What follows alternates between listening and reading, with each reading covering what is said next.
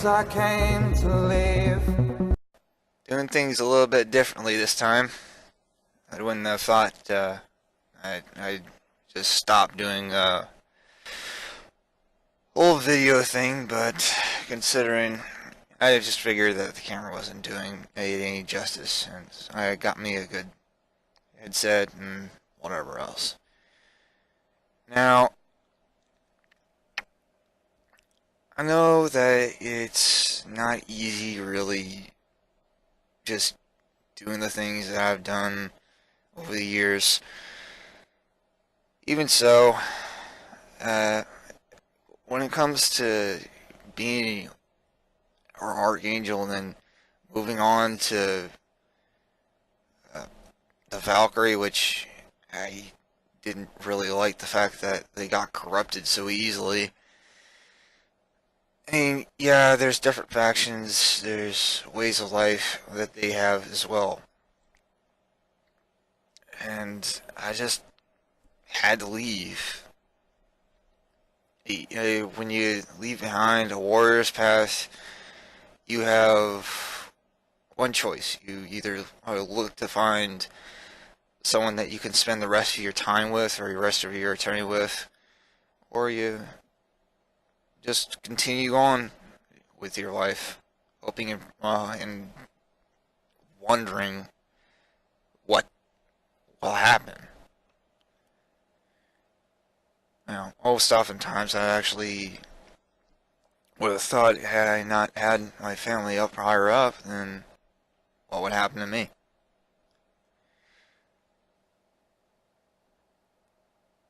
Nonetheless, I'm still figuring things out a little bit, but it'll happen sooner or later.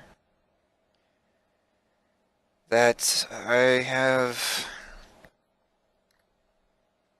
other differences. I mean, Gaia and Solaris have their little differences they'll sort out eventually.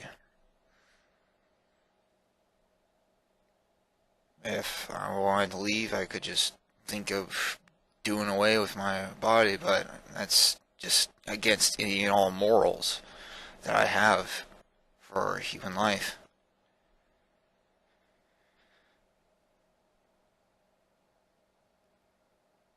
Another thing, I found another race of Crystallians, and they were pretty much going after each other. One side's corrupted, the other live in a parallel dimension. Now, to try to keep away from these corrupted. The things have been sorted out, so eventually they don't have to fight each other. Which is why they're hiding from each other, strangely enough. It's not just from the Nephilim. I mean, when it comes to the corrupted, apparently they had two enemies and not just one.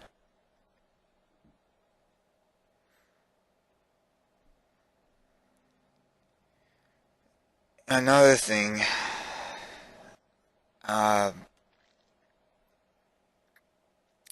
may have not told anybody about this just yet, but when it comes to avian life, I didn't really know about it till it like kind of snuck up on me. But yeah, it's sort of a polygamous culture. And well, I have, I guess I could say I have one harm wife as well as just female.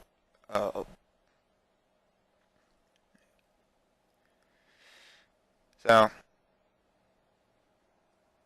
elaborating a little bit further on what I've stated before, I have to say that, yeah, there are a few things. Uh, yeah, I'm not too indifferent about what sexuality that I am. I mean, what we are as beings is just simple sets of energy that Source or our Creator has actually instilled in us.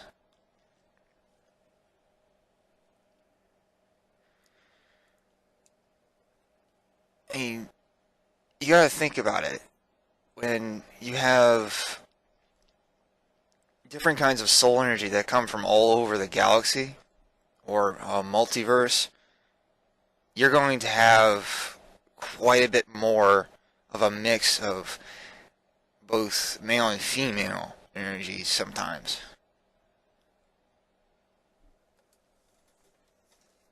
I don't differentiate, between gender because of it. I mean, if someone's gay, hey, I mean, all I see that as is just a either female or male energy in the wrong body. I don't see them. I see it as a problem. I see it as like, hey, they want to incarnate as that, then that's their issue.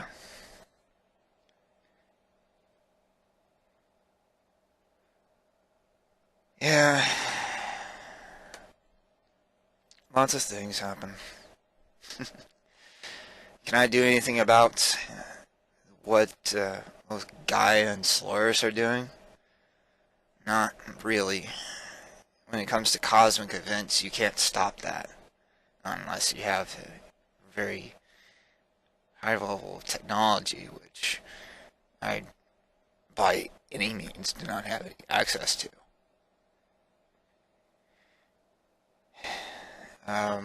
Before the gray sun went out, that was some of the bigger things that happened. Is that okay? Well, we need to find a way to make sure that none of our other suns that support life go out as well.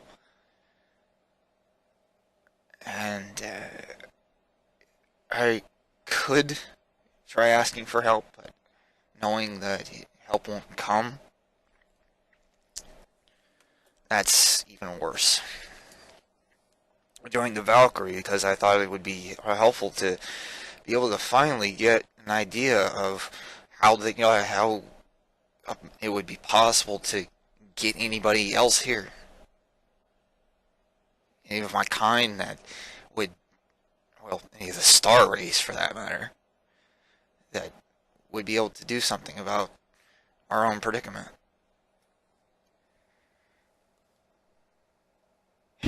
And come to see what's going on, well, once our star goes out, and the world starts burning and transforming itself from one energy to the next, I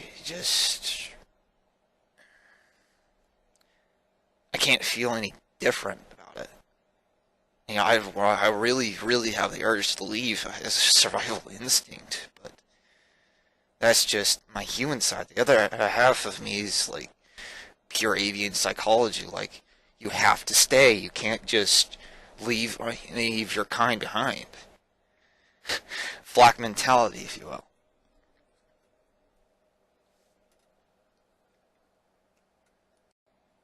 I mean, in a way, we all have that same sort of mentality.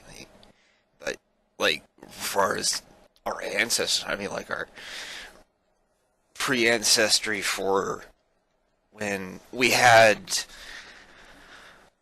um, I don't know, you could probably say, like, right before Babylon and all those other things that happened in the history of mankind.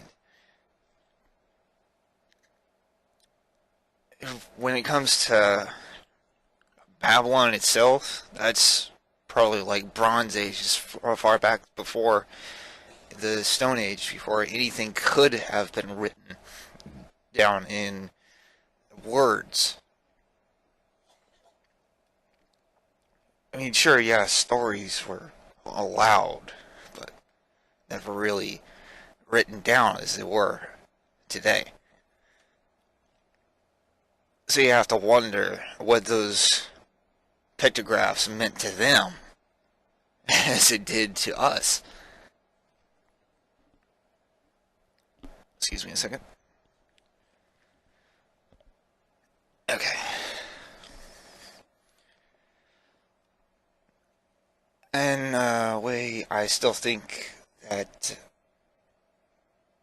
we have a lot of history here, but when it comes down to it,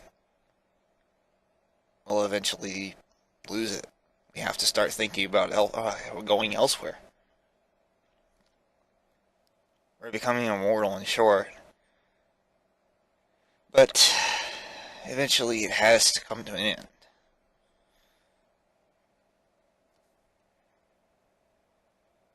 The sort of end that, well, eventually we all have to face.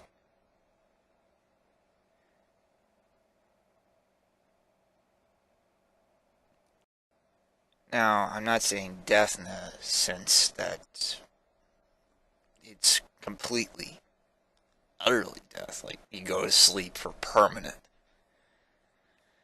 I mean, yeah, science can say we don't have any life after death. What is a soul then? I mean, you've actually measured and quantified its weight, and yet you don't know what it's for. That's just foolish. I mean, if you have no answers, then what point is your science? Without explanation of another philosophy, if you will. There's also a balance between it. Some of your scientific fields have also put out their own explanation. Like, yes, in a way, there is a creator, but it's the universe that is the creator, rather than um,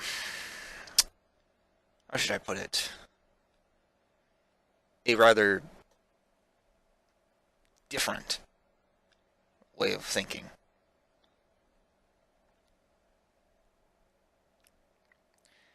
Like some of these two questions that I've observed among your philosophy, I guess you'd say. Is the universe alive? And if it is alive, how intelligent is it?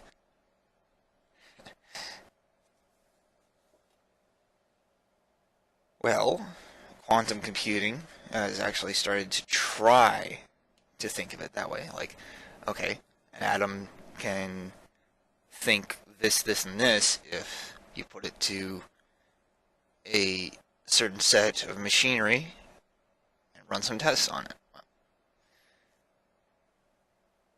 If that's so, well, if we can say atoms can think, the universe is incredibly smart because every little atom has its own little task, like a neuron.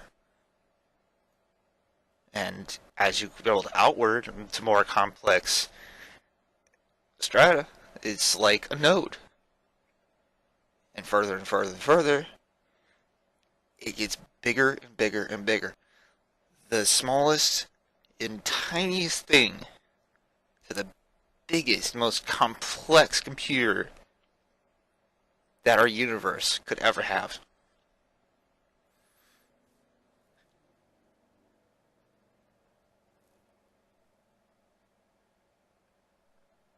Parallel dimensions.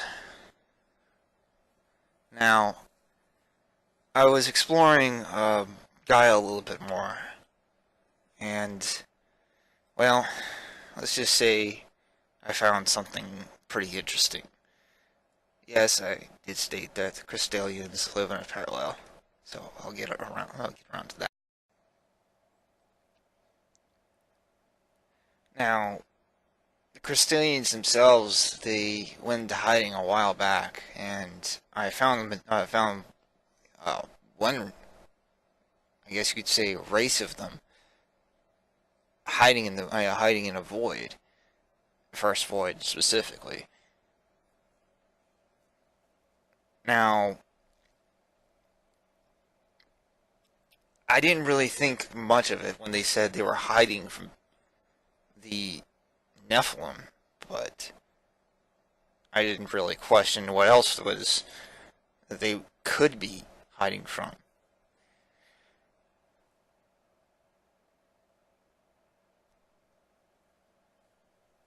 I thought to myself, well, maybe there's other Crystalians scattered somewhere else, but it's not really possible that they would be fighting with each other and they find out, and even if then, they'd, uh, they'd at least be connected with each other somehow. No, I was wrong. Quite wrong. Like I said before, uh, they had some problems, which I'll get around to after this. Their parallel that I found was, I think, the gate is located somewhere. Uh, I don't know what the name is, but I think it's something along the lines of Solomon's Temple. It's a desert temple located in the canyons or whatever. That I was showing my family around Gaia and looking at the landmarks, sightseeing, that sort of thing. And I just thought, well, maybe I should go and see it. And no sooner did I go up to the temple, the guardian of that temple pretty much started, well, helping us out in a way. Eventually, we went through that gate and into the Crystalians area. The gate guardian of that side was a Crystalian nonetheless. I didn't think too much of it. But everything and anything was crystal. But it's a sort of duality parallel to that of ours. They're not made of crystal. As I said before, we still have one little goal in mind. When we actually first saw it, we couldn't believe it.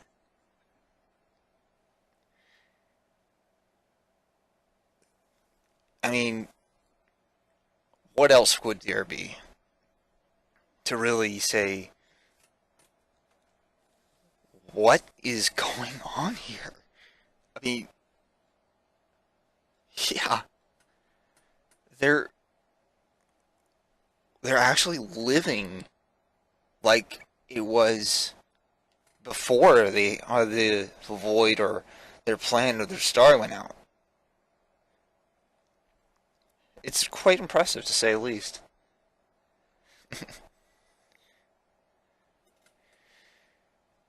Both, I guess you could say, corrupted and lightened out crystal are there. I mean, there's a definite reason why that temple's there, because try to guess where all the quartz and other types of crystal came from. When that temple was, I don't know how I could really say it, but three-dimensionalized. Gate everything and anything that ran off of crystal had to come from that planet. Its sister, brother, whatever you want to call it.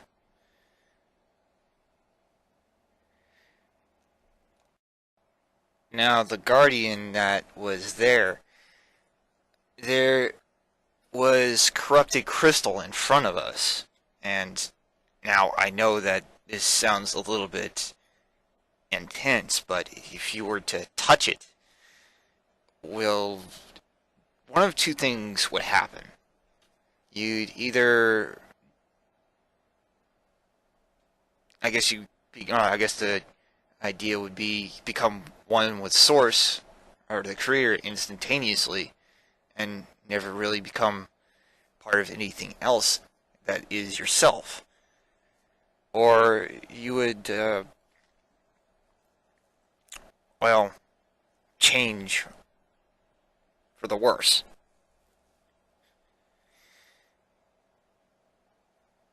I've seen this happen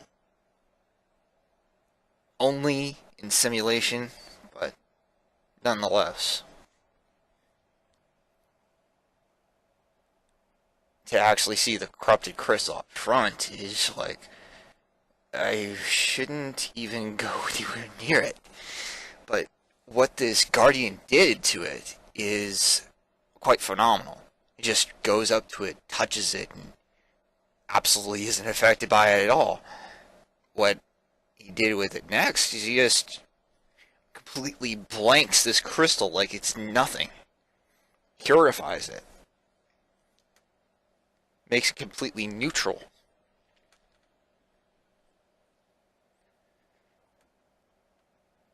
Of course, he opens this door or gate or whatever you want to call it, that you could say, and he just beckons us through and closes the door behind us. He says the gate will be open, and he'll continue guarding the gate until we decide to return to our own parallel.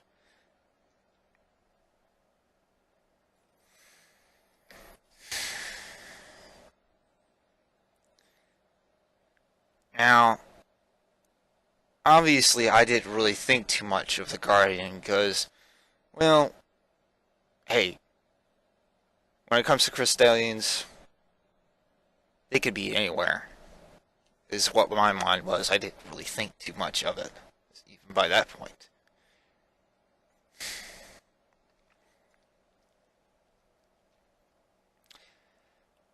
What I did really was just keep my family close nonetheless. I didn't think they want to move anywhere without me guiding them. That's more of a sign of trust, but nonetheless, um, my, I guess you could say, hermaphrodite wife pointed out that there was someone else in the distance. I looked over and I'm like, yeah, you're right. There's another Crystallian over there. So, come to find out, he's just beckoning us over. I'm like, okay, well, what should we do? Should we follow it or what? And like, well, we're together. If something goes wrong, like, yeah, you're probably right. We've taken on worse.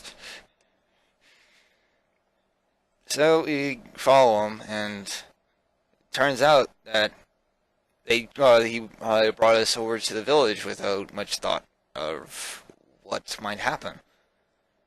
I guess the point of it is that if they have a Crystallian for a guardian at that gate, what's to stop them from actually inviting people in? Now, I know that some guardians can connect telepathically without you even knowing, and with constructs, it's a little bit different with their telepathy. So I wouldn't have been able to figure out if he or she or it, as far as construct goes, could have actually done that, which I found quite interesting. So we get to this village, and he tells us to wait in one of these crystal structures that they built. Now, most of the ground is all crystals, just completely all crystal dust, sort of like that of um, like the red sand or white sand deserts of what we see today, but much more pronounced.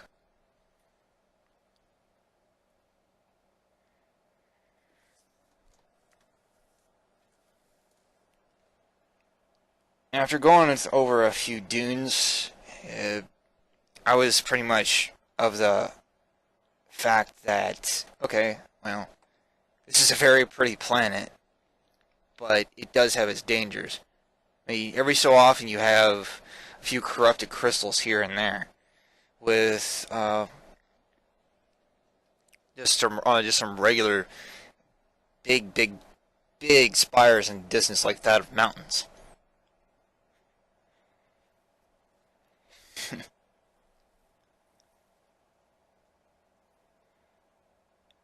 Now, after a while, we had a little bit of alone time with each other, talked things over about what we saw, experienced, etc. And soon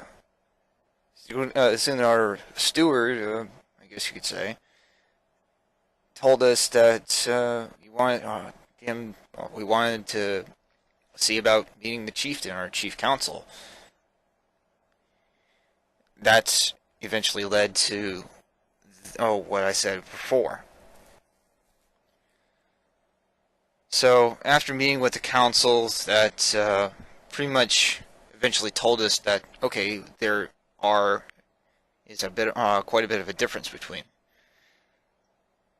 our construct race and the other construct race, and that it's more or less a civil war between them, and they trying to hide to keep from actually fighting each other. But it's the Nephilim, I guess, to be quite honest, that really forced the corrupted ones into hiding. Because knowing the Nephilim, they always interfere in things a lot more than anything else.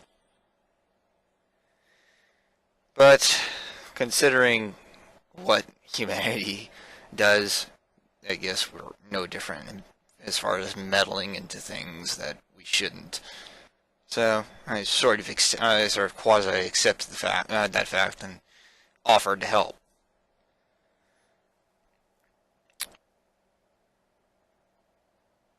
I went over to the, I think I keep getting the councils mixed up, like high councils versus the lower councils, but that's just how the government works.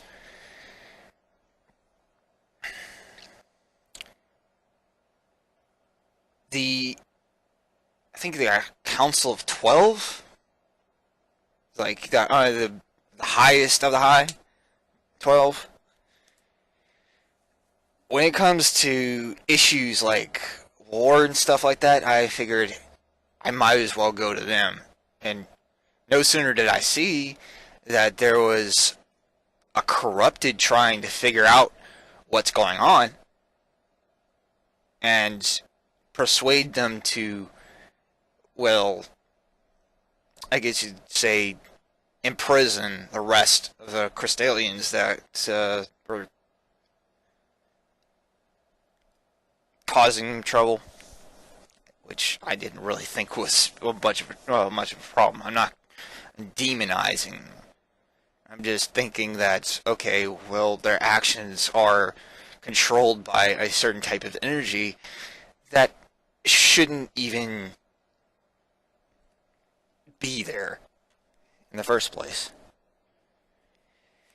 After a bit of debate, the corrupted just finally had enough and decided to try to tackle me. I didn't have any of it, and drawing from my old abilities, defended myself.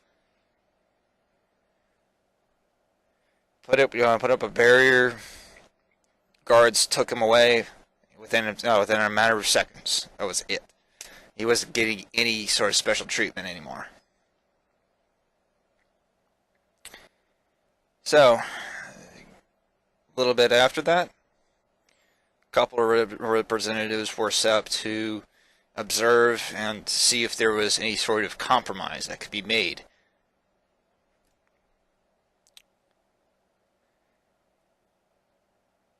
We'll see what happens after that. But I think that's all I can really say for now.